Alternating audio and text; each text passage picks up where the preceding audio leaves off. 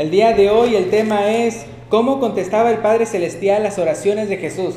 Ahora, ustedes saben cómo realmente hay bastantes pasajes que habla acerca de Jesús orando. Entonces no vamos a ver todos, pero vamos a ver unos bien esenciales.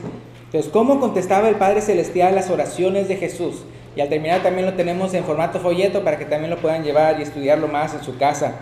Pues este tema, se me hizo muy interesante estudiarlo, ya que a veces nos frustramos creyendo que Dios no está cumpliendo su palabra cuando no responde nuestras oraciones como se las pedimos. Sobre todo cuando leemos versículos como Juan 15:7 que dice: pedid todo lo que queréis y os será hecho. Hasta se lo saben, ¿verdad? Entonces uno puede sentirse, ¿cómo está? No sé, no siento a Dios, ¿verdad? En mi vida hay algo que está mal o así.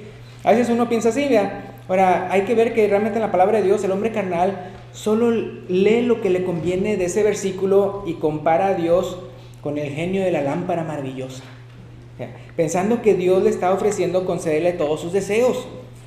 Pero si vamos ahí a Juan capítulo 15 versículo 7, uno puede ver que el hombre espiritual considera todo el texto y su contexto para tener una mejor idea de lo que está realmente diciendo Jesús. Entonces, si uno lee el texto completo de Juan 15:7, dice Jesús: si permaneciereis en mí y mis palabras permanecen en vosotros, pedid todo lo que queréis y os será hecho. Y a quien se está dirigiendo específicamente cuando uno ya ve el contexto es a aquel discípulo que fielmente le lleva mucho fruto al Padre Celestial. ¿Se acuerdan? Mira que en el pasaje donde dice de no fruto a fruto, de fruto a más fruto y de más fruto a mucho fruto. Y es después de que habla de los de mucho fruto que entonces le dice: pidan lo que quieran, entonces y les será dado. Fíjense cómo después en el versículo 16, la segunda parte del versículo 16, él dice: para que todo lo que pidieres al Padre en mi nombre, Él os lo dé. Entonces es algo que es muy importante, hermanos, que en la palabra de Dios se nos dice cómo nosotros, la manera que debemos de orar es en el nombre de Jesús. Muy importante, es dirigido al Padre en el nombre de Jesús, como Él lo dice ahí. Ahora, obviamente un discípulo así de maduro no va a andar pidiendo trivialidades. Hablando de las personas que piden conforme a sus codicias, ustedes se acuerdan lo que dice Santiago 4:3. Santiago 4:3, que dice: pedís y no recibís, porque pedís mal, para gastar en vuestros deleites. Entonces, acuérdense, ¿verdad?, que también cuando menciona Juan, ¿verdad?, no voy a ir para allá, pero en una de sus epístolas menciona que nosotros debemos de pedir conforme a su voluntad. Entonces, no nada más se trata de cuando decimos que pedimos en su nombre, no nada más se refiere para decir al final de la oración en el nombre de Cristo Jesús, sino también se refiere en el sentido de que yo voy a pedir según los intereses de Jesús. Es decir, más que mis propios intereses, según la voluntad de Él. Entonces es muy importante. Entonces, ya dejando claro ese asunto de no andar manipulando pasajes de la Biblia para nuestra propia conveniencia, comencemos a ver ejemplos de cómo Dios respondía a las oraciones de Jesús. Cómo Dios respondía a las oraciones de Jesús. Vamos a empezar en Lucas 3. Lucas capítulo 3, versículo 21 y 22. Lucas 3, 21 y 22. Dice: aconteció que cuando todo el pueblo se bautizaba, también Jesús fue bautizando. ¿Y qué dice ahí enseguida? Y orando, si se fijan, y orando. El cielo se abrió y descendió el Espíritu Santo sobre él en forma corporal como paloma, y vino una voz del cielo que decía: tú eres mi Hijo amado, en ti tengo complacencia. Entonces, ¿qué habrá orado? Porque dice ahí que y orando, ¿verdad? Entonces, ¿qué habrá orado? Pues no lo sé, ¿verdad? Pero lo que sí sabemos es que junto con la oración, ¿qué fue lo que hizo? Se bautizó. Y por ello, ¿verdad?, vino sobre Jesús el Espíritu Santo, y el Padre Celestial, fíjense, lo reconoció públicamente como su Hijo amado, con quien estaba complacido. Es interesante, ¿no? Es hasta ese momento, cuando entonces el Padre Celestial lo confirma como su Hijo Jesucristo, como su Hijo, con quien él estaba complacido. Ahora, aunque Jesús no necesitaba ser bautizado porque él no tenía pecados de qué arrepentirse, sin embargo lo hizo para complacer al Padre.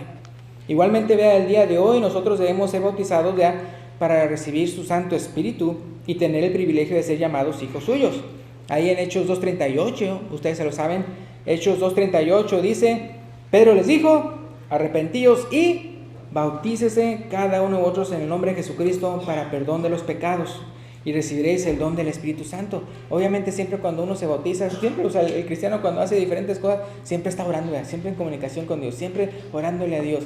Cuando usted ya está nervioso y no sé cuántos se acuerdan cuando fueron bautizados, ¿se acuerdan cuando fueron bautizados ustedes? ¿Tenían nervios o no? Ay, tenían nervios, ¿verdad? ¿Y qué hacían? Pues orándole a Dios, ay, o sea, y que todo salga bien, ¿verdad? Y ay, yo quiero entregar mi vida, ¿verdad? Y quiero que las cosas salgan bien, Señor, fortaléceme, y así muchas cosas, ¿no? Pero es muy importante ver cómo junto con la oración, ¿verdad? Jesús también, ¿verdad?, se bautizó, y fue entonces, ¿verdad?, cuando entonces tuvo el Espíritu Santo que vino en forma corporal como de paloma y recibió también, ¿verdad? Bueno, en el caso de Jesús no el perdón de pecados, pero nosotros sí, porque nosotros sí hemos pecado. En la palabra de Dios dice que no hay nadie que no haya pecado, ¿verdad? Solamente Jesús es el único que no ha pecado, pero todos nosotros, ¿verdad?, nos descarriamos, ¿verdad?, como ovejas. Cada cual se apartó por su camino. Y aparte de cómo Jesús se le confirma que como hijo amado, ¿verdad?, de parte del Padre Celestial, cuando se bautizó, ¿verdad?, y oró. También Gálatas capítulo 3, versículos 26 y 27, nos menciona, ¿verdad?, cómo nosotros entonces somos llamados hijos suyos. Es muy importante, ¿verdad? Nosotros antes de que nos bautizamos, ¿verdad?, somos creación de Dios, pero no somos hijos de Dios conforme a la herencia. Es decir, hay unos que dirán, bueno, somos hijos de Dios en el sentido, en el aspecto, ¿verdad?, que Dios fue el que hizo a Adán y de ahí venimos todos, pero no en cuanto a lo espiritual, porque acuérdense que en la palabra de Dios dice, ¿verdad?, que están los hijos del diablo y están los hijos de Dios, y los hijos de Dios son los que entonces guardan sus mandamientos. Los hijos de Dios, ¿verdad?, son los que entonces, ¿verdad?, están en Cristo Jesús. Entonces en Gálatas capítulo 3, versículos 26 y 27 dice, pues todos sois hijos de Dios. ¿De qué manera? Por la fe en Cristo Jesús. Porque todos los que habéis sido bautizados en Cristo, de Cristo estáis revestidos. Acuérdense, ¿verdad?, ¿cuál es el evangelio? Que Cristo murió por nosotros, que fue sepultado y resucitó al tercer día. ¿Y cuál es entonces en el caso de nosotros? ¿Cómo se obedece el evangelio? Arrepintiéndonos los pecados, ¿verdad?, o sea, muriendo al pecado, siendo sepultados en las aguas del bautismo y resucitando a una vida nueva. Entonces, fíjense, la oración cuya respuesta nos debería de interesar más, la oración, ¿verdad?, cuya respuesta nos debería interesar más que ninguna otra, es la oración que dice, Señor, ¿qué debo hacer para complacerte? Señor, ¿qué debo hacer? Casi siempre cuando lo oramos es para pedirle, o sea, lo cual no está mal, pero me refiero, no que solamente eso, sino también, oh Señor, ¿qué quieres de mí? ¿Qué es lo que quieres, ¿verdad?, para complacerte? ¿Qué debo hacer para ser tu hijo? Y eso sí, y luego ¿qué debes de hacer? Pues obedecer su respuesta, obedecer la palabra de Dios.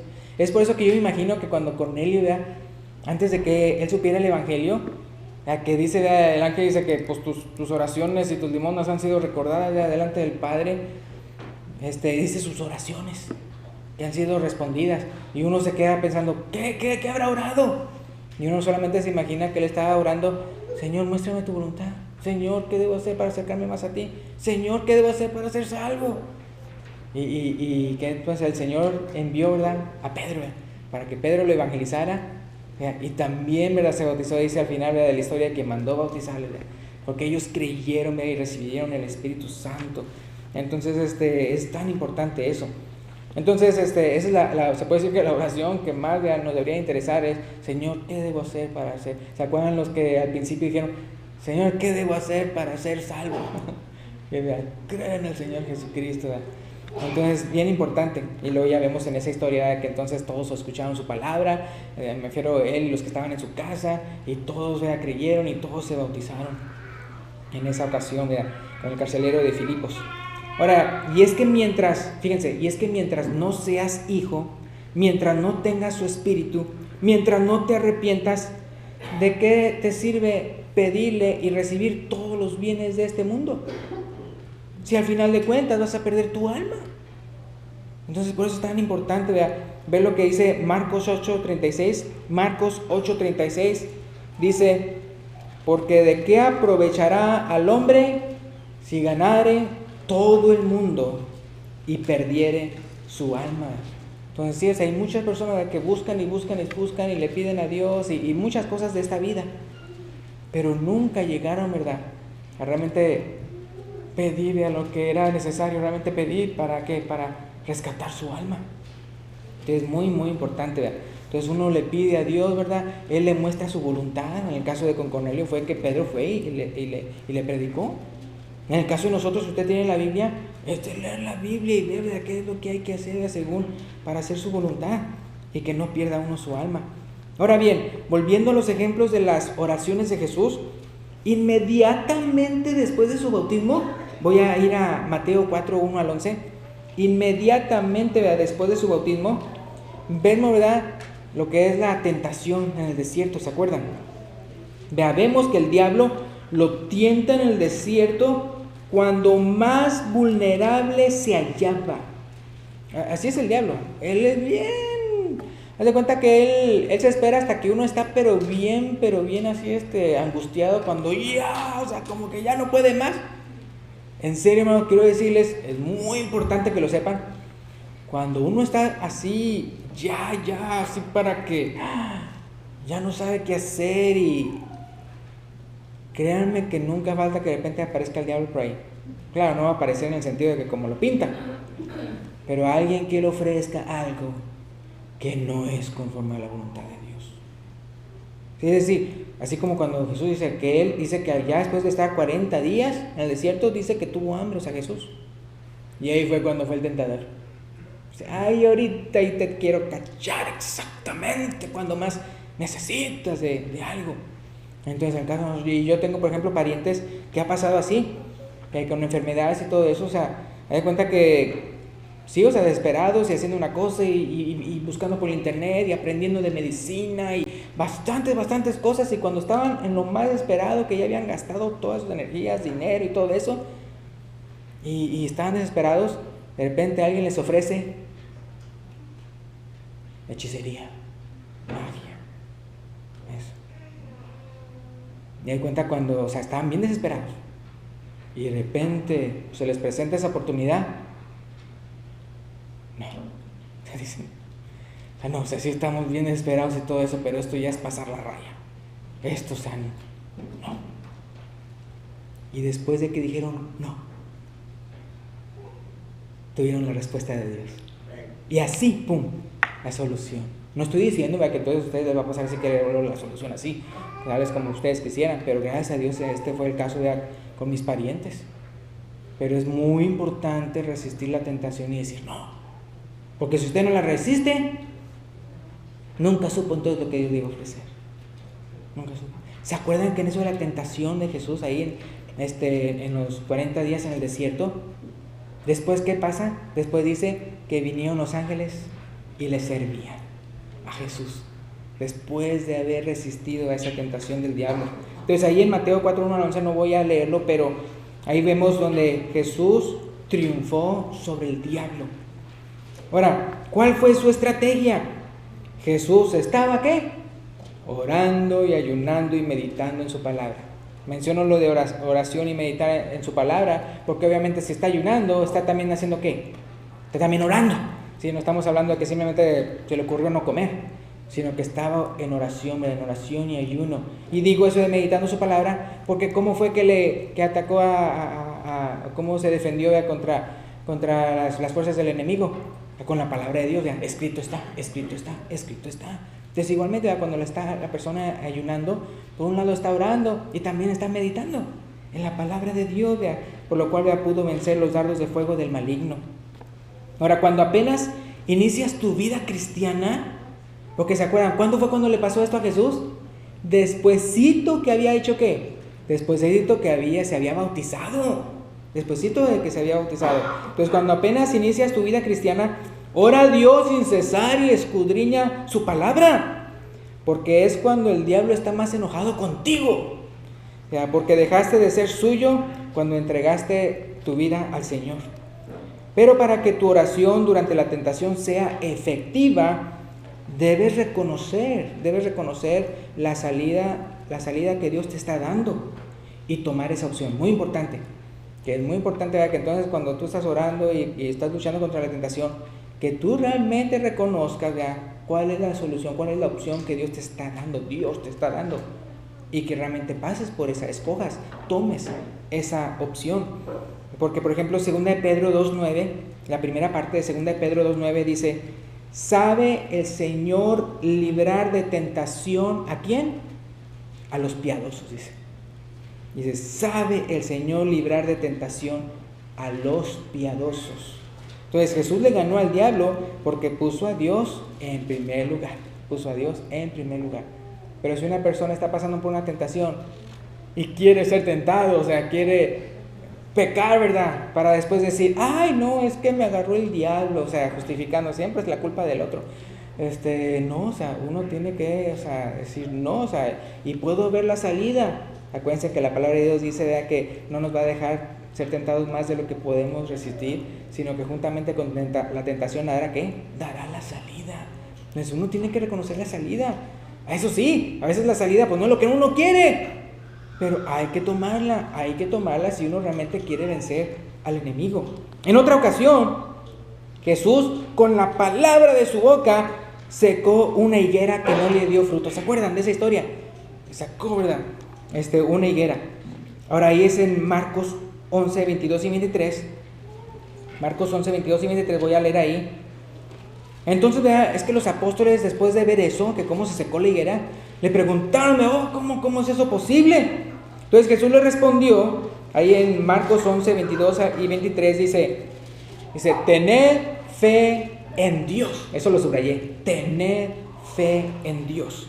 Porque de cierto os digo, que cualquiera que dijera a monte, quítate y échate en el mar, y ¿qué cosa? Y no dudar en su corazón, sino creyere que será hecho lo que dice, lo que diga, le será hecho. Me acuerdo cuando una vez alguien, en una parte dicen que había mucha necesidad de lluvia, y todos fueron al monte a orar a Dios, ¿verdad?, por lluvia, ¿verdad? Y el predicador les dijo, regresen a su casa. ¿Y por qué? Pues porque hay que orar con fe y nadie trajo sombrilla, nadie trajo paraguas. Entonces no, o sea, así no. O así como dicen que la viejita que siempre paría la congregación siempre tenía que subir y bajar un monte, un cerro. Y decía, no, pues Jesús dice esto, entonces voy a orar a Dios para que lo... No, pero no tenía fe. Y dice, acabo que ya sabía que nos iba a quitar. Ahora eso sí, al principio cuando lees esta cita, esa es la de que si no dudar en su corazón, ¿verdad?, y creyere que será hecho lo que dice, lo que diga será hecho. Cuando dice eso del monte, quítate y se va a echar en el mar. Al principio cuando lees esta cita, pensarás que se trata de tener poderes psíquicos, como los de las guerras de las galaxias, ¿verdad?, que la fuerza sea contigo, así dicen. O como los que creen en el poder de la mente positiva. Yo voy a tener esta casa, yo voy a tener esa casa, yo aquí la tengo, ¿verdad? Yo quiero un carro del año, aquí lo tengo, ¿verdad? Y yo quiero, ¿verdad?, mis papeles, yo quiero... La cosa es de que hay unas personas que creen en eso, que creen en ese tipo de cosas, que en el poder de la mente, y yo, mira, y todo es yo, o sea, ellos son su Dios, prácticamente. Entonces eso no es de Dios, el pensar así. Es interesante que tanto en esta cita, cuando habla acerca de, ¿se acuerdan la otra donde menciona que como una semilla de mostaza, la fe y todo eso? Bueno, todas las citas que habla acerca de mover esto y mover un árbol y echarlo para el mar y todo eso también, en otra parte dice eso. El contexto, ¿saben de qué está hablando? De la oración. O sea, la aplicación no es andar moviendo cosas con nuestro cerebro, sino es orar al Padre con fe. Eso lo podemos ver ahí en el versículo 24. En el versículo 24, donde estamos en Marcos 11, 24, vea, Jesús no está hablando nada de eso, vea, de que mente psíquica y todo eso, sino que tengamos fe en Dios cuando oramos. Así como Jesús tiene fe en su Padre Celestial y por eso le concede sus oraciones, como lo que le hizo a la higuera. Y por eso en ese versículo 24 dice, por tanto... Sí, acaba de decir eso del monte y todo eso, y luego dice, por tanto, significa, esto es la conclusión, esta es la aplicación. Dice, por tanto, os digo que todo lo que pidiereis orando, ¿qué dice ahí? Creed que lo recibiréis Dios vendrá. Entonces se trata de orar a Dios, se trata de orar, tener fe en Dios. No de tener poderes mentales, sino tener fe en Dios. Eso de poderes mentales y todo eso es fe en uno mismo. Y eso es lo que predica el mundo y lamentablemente muchas iglesias. Ten fe en ti mismo, ten fe en ti mismo, ten fe en ti mismo. Y la Biblia dice, ten fe en Dios, ten fe en Dios, no en uno mismo. Porque entonces, ya, haz de cuenta que usted mismo se tragó la mentira de Satanás, ya, cuando le dijo a Eva, mira, no sabe Dios, ya, que seréis como dioses.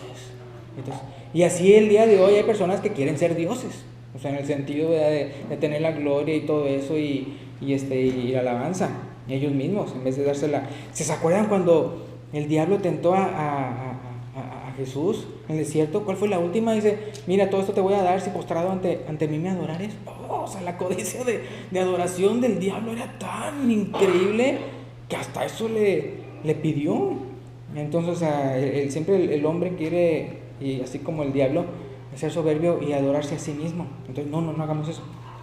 Entonces, hasta cuando le pedimos, fíjense, hasta cuando le pedimos sabiduría, dice la palabra de Dios que no hay que dudar, porque aquí vivimos en el pasaje de Marcos 11, dice, ¿verdad?, que no dudar en su corazón. Entonces, fíjense que hasta para pedir sabiduría a Dios, nos dice que no dudemos cuando estamos pidiendo sabiduría. Eso lo menciona Santiago capítulo 1, 5 al 7. Santiago 1, 5 al 7. Santiago 1, 5 al 7. Dice, y si alguno de vosotros tiene falta de sabiduría, pídala a Dios, el cual da a todos abundantemente y sin reproche, y le será dada. O sea, a Dios le gusta bastante que uno pida sabiduría. Dice el versículo 6, pero pida con fe, no dudando nada, porque el que duda es semejante a la onda del mar, que es arrastrada por el viento y echada de una parte a otra. No piense pues quien tal haga, que recibirá cosa alguna del Señor. Y fíjense, todavía hay quienes, aún recibiendo el consejo sabio de Dios, no lo usan, porque se creen más listos que Dios, aún recibiendo la sabiduría de parte de Dios. Ellos decían, no, mejor esta otra opción, mejor lo que yo estaba pensando está mejor. Así. Entonces, no, o sea, acuérdense, Dios, cuando usted le pide sabiduría, Dios se la da sin reproche. Eso le gusta, darle a nosotros sabiduría. Pero nosotros, por nuestro lado, también tenemos que obedecer esa sabiduría de parte de Dios. Ahora, continuando con el buen ejemplo de Jesús, fíjate que en el pasaje de Marcos 11, Jesús nos dice que para que nos escuche Dios, no solo es necesario tener fe, ahí donde estábamos en eso del monte y todo eso, no solamente se requiere de tener fe en Dios, sino también es necesario dejar los rencores.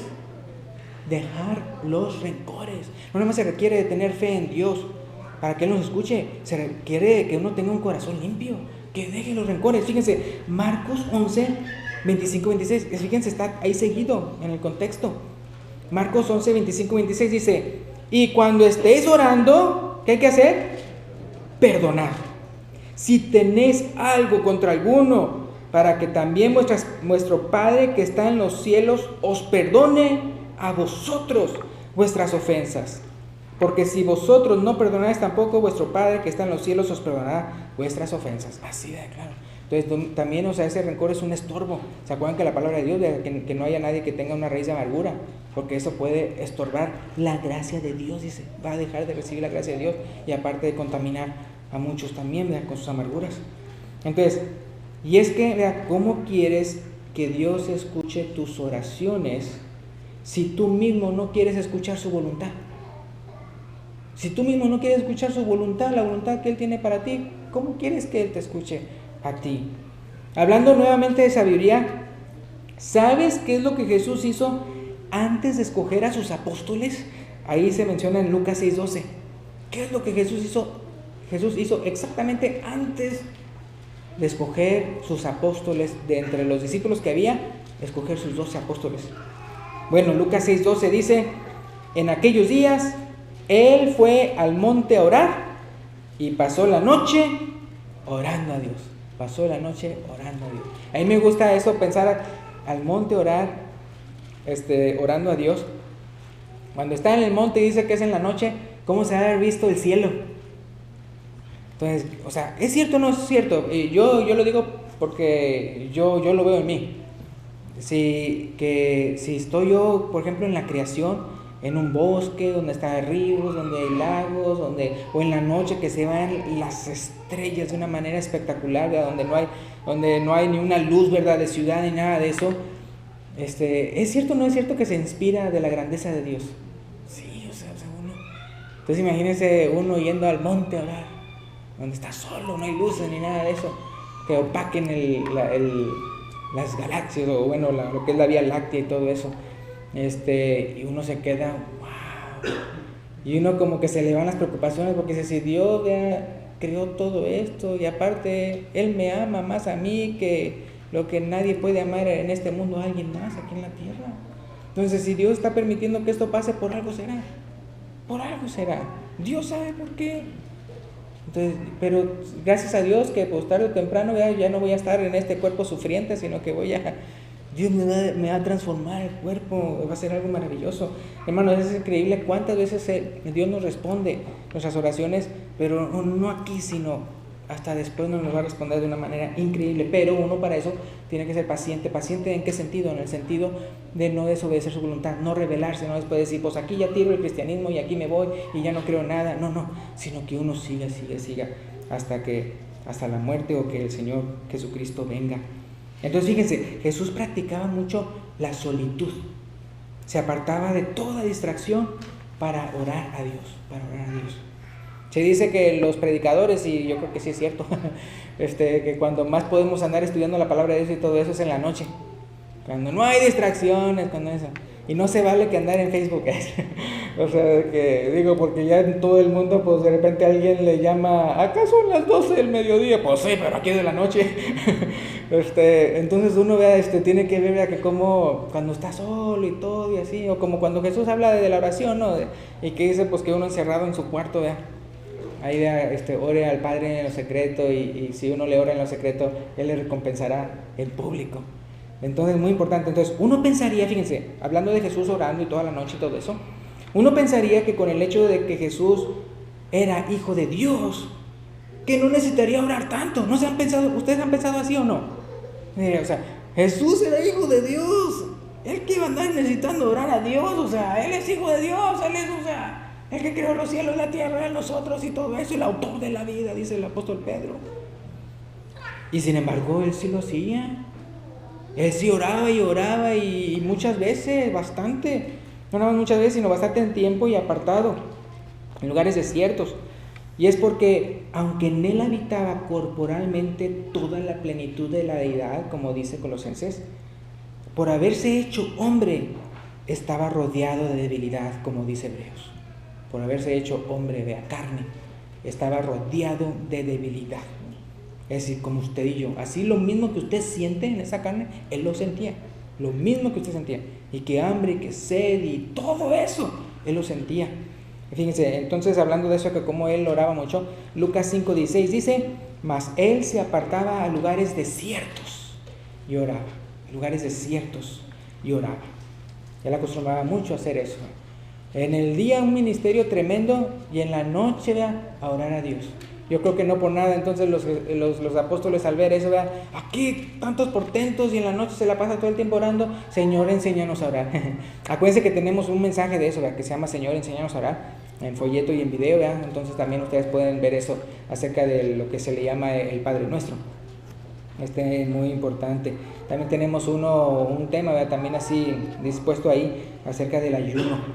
Entonces fíjense, Jesús sanaba a multitudes, multiplicaba comida, realizaba portentos y milagros en presencia de todos, calmaba tempestades, caminaba sobre el agua. Y en una ocasión en Juan 8:29 dijo Él, porque el que me envió conmigo está. No me ha dejado solo el Padre. Y aquí dice ¿por qué? Porque yo hago siempre lo que le agrada. Porque yo hago siempre lo que le agrada. ¿Qué cosa, no? En una ocasión, también en Juan 11:41 al 43, Juan 11:41 al 43,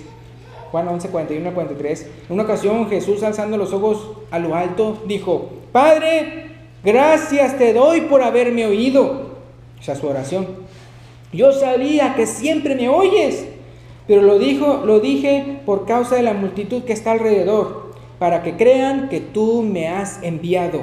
Y habiendo dicho esto, clamó a gran voz: Lázaro, ven fuera. ¿Se acuerdan, verdad, de esa historia? Y el que había estado muerto ¿por cuántos días? Por 4 días. Resucitó, ¿verdad? Resucitó. Y le dijo: quítenme todo lo que estaba amarrado. Ahora, nosotros quisiéramos ya que Dios contestara nuestras oraciones de esa manera. ¿Cuántos dicen sí? Todos queremos. Que cuando le pida salud, me dé salud. Que cuando yo le pida dinero, me dé dinero. Que cuando tenga problemas, me los resuelva todos. Pero si somos sinceros, honestos con la palabra de Dios, ni siquiera los apóstoles ni los primeros cristianos entendieron que así iban a ser las cosas. Ellos entendieron que la función de los milagros era confirmar la palabra de Dios, no para que viviéramos eternamente aquí en la tierra con esta carne. Ellos no se hicieron cristianos pensando que iban a vivir mejor que Jesús. Fíjense lo que dije. Ellos no se hicieron cristianos pensando que iban a vivir mejor que Jesús. Al contrario, ya buscaban, como un privilegio, sufrir por la causa de Cristo. Esa era su meta, fíjense. No era ahí gloriarse y todas cosas aquí en la tierra. Fíjense, Jesús no contaba con tesoros en este lugar. Ni siquiera tenía donde recostar su cabeza. Es lo que él dice. En Isaías 53:4 dice: ciertamente llevó él nuestras enfermedades. Y se ve interesante lo que dice después. ¿Y qué? Y sufrió nuestros dolores. Ahora aquí después Mateo dice que eso se cumplió cuando él estaba haciendo los milagros. Pero es interesante que dice: y sufrió nuestros dolores. Hay quienes piensan que tal vez él llegó a sentir lo que sentían las personas, lo que él sanaba. Hay unos que dicen así. La cosa es que él dice que ahí dice que él sufrió nuestros dolores. Y en la palabra de Dios dice que él fue tentado todo igual que nosotros, pero él sin pecado, ¿no? Porque él nunca se dio al pecado. Y a veces sentimos que cuando más necesitamos a Dios, él no está con nosotros. Creemos que si Dios me contesta como yo quiero, significa que me ama y está conmigo. Y si no me contesta como yo quiero, es que Dios no me ama y no está conmigo. Pero si leemos la Biblia completita, veremos que eso no es cierto. En el peor, y ya para terminar, un ejemplo más de Jesús. En el peor momento de su vida, o sea, de Jesús, en el peor momento de su vida, Jesús oró al Padre ahí en Lucas 22, vamos para allá. Lucas 22, 42 al 44. Lucas 22, 42 al 44. Diciendo: Padre, si quieres, pasa de mí esta copa, pero no se haga mi voluntad, sino la tuya. Y se le apareció un ángel del cielo para fortalecerle. Es interesante, muchas de las oraciones de los cristianos y todo eso es para, no, Señor, evítame este problema, sino fortaléceme en esto. ¿Se acuerdan que hasta el Salmo 23 lo dice? Aunque ande en valle de sombra de muerte, no temeré mal alguno porque tú estarás conmigo. Entonces no se trata de que si me pasa o no me pasa lo malo, sino que si Dios está conmigo. Continuando ahí, después de que dice: y se le apareció un ángel del cielo para fortalecerle, y estando en agonía, fíjense Jesús, estando en agonía, oraba, que dice, más intensamente, y era su sudor como grandes gotas de sangre que caían hasta la tierra. Ahora, yo no sé qué tan afligidos han sido ustedes, pero a mí no me ha pasado que yo haya sido tan afligido que hasta mi sudor sean como gotas de sangre. O sea, dicen los que saben médicamente que es un estrés de lo peor. O sea, que porque Jesús, acuérdense que nosotros nos podemos imaginar el futuro. Él sabe el futuro y Él sabe a lo que iba a ir. ¿A qué iba a ir? ¿Por qué Él estaba pidiendo eso? Por toda la tortura que le iban a hacer. Tortura pero tremenda, como el peor criminal. Y lo interesante, fíjense, es que según Hebreos 5, 7 al 9, Dios sí le respondió esa oración. Y no de manera desfavorable, sino favorable. Según lo que dice Hebreos 5, 7 al 9. Es decir, lo interesante es de que Dios sí escuchó su oración y lo libró. Pero lo libró no antes de morir, sino después de morir. ¿Cómo? Resucitándolo. Entonces, Hebreos 5, 7 al 9 dice: y Cristo, en los días de su carne, ofreciendo ruegos y súplicas con gran clamor y lágrimas al que le podía librar de la muerte, ¿qué dice ahí? Fue oído a causa de su temor reverente. Y fíjense lo que dice allí. Después, ¿qué dice? Y aunque hijo, es decir, era hijo, o sea, era el hijo de Dios, y aún así pasó por eso. Muchos de nosotros sufriremos, pero no la cruz, no todo lo que le pasó a él. Sí, aunque era hijo, por lo que aprendió, dice, por lo que padeció, dice, aprendió la obediencia. Ahora, eso no significa que entonces antes era desobediente, no, sino significa que antes, de como estaba en la gloria de su Padre, ahí no hay necesidades, ahí no hay lloro, ahí no hay llanto, ahí no hay nada de lo que vemos aquí en la tierra. Entonces, cuando le formó cuerpo y lo hizo igualito a uno de nosotros, tanto así que hasta nació de mujer y todo, y vivió igualito que nosotros, y sufrió y toda la cosa, entonces, ¿verdad? Ahora sí está buena la cosa, ¿no? O sea, ahora, imagínense, ahora ser obediente, pero en carne, o sea, en esta, así como el de usted y mía.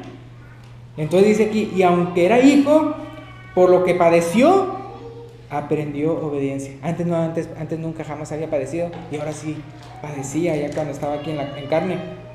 Aprendió la obediencia. ¿Y qué continúa diciendo? Y habiendo sido, ¿qué? Perfeccionado. Imagínense cómo es posible perfeccionar la perfección.